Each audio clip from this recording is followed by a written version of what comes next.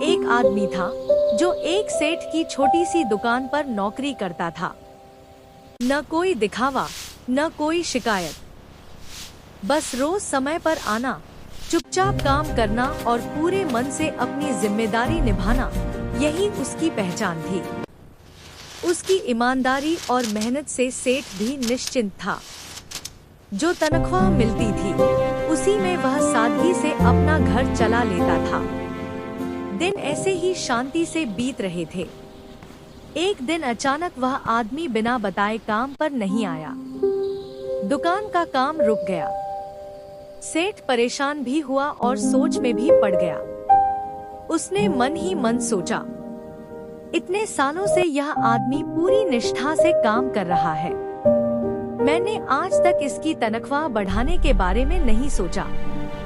इतनी कम कमाई में इसका गुजारा कैसे होता होगा। सेठ का मन पिघल गया। उसे लगा, अगर इसकी तनख्वाह बढ़ा दी जाए तो यह और दिल से काम करेगा। और बिना कुछ कहे उसने अगले ही महीने से उस आदमी की तनख्वाह बढ़ा दी। जब पहली तारीख को उस आदमी को बढ़ी हुई तनख्वाह मिली, वह कुछ पल के लिए ठिठक गया। आंखों में हल्की सी नमी आई, लेकिन उसने कुछ कहा नहीं।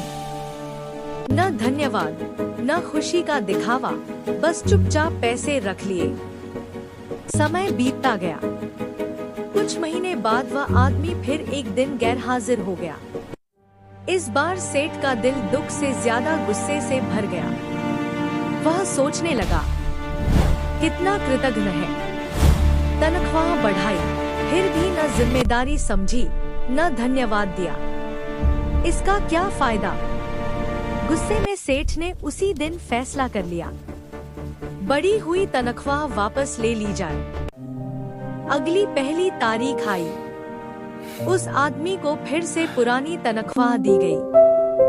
पर आश्चर्य की बात यह थी कि इस बार भी वह चुप ही रहा।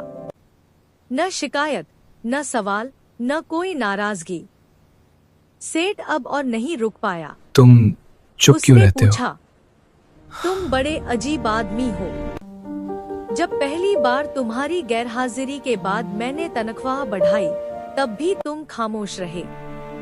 और आज जब मैंने तनख्वाह घटा दी, तब भी तुम्हारे चेहरे पर कोई शिकन नहीं। आखिर इसकी वजह क्या है? आदमी ने सिर झुकाया। आवाज में दर्द था, लेकिन चेहरे पर शांति। वह बोला, सेठ जी, जिस दिन मैं पहली बार काम पर नहीं आ पाया था, उस दिन मेरे घर एक बच्चे का जन्म हुआ था।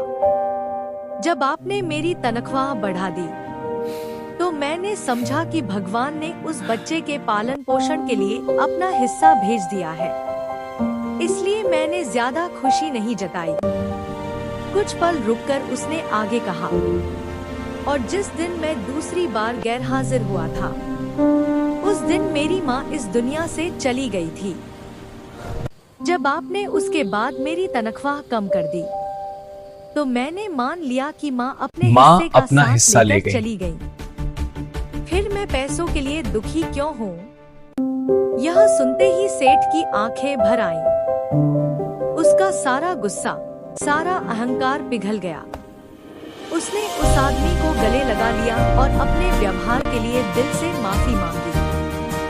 उस दिन सेठ ने न सिर्फ उसकी तनख्वाह फिर से बढ़ा दी, बल्कि उसे सम्मान, अपनापन और भरोसा भी दिया।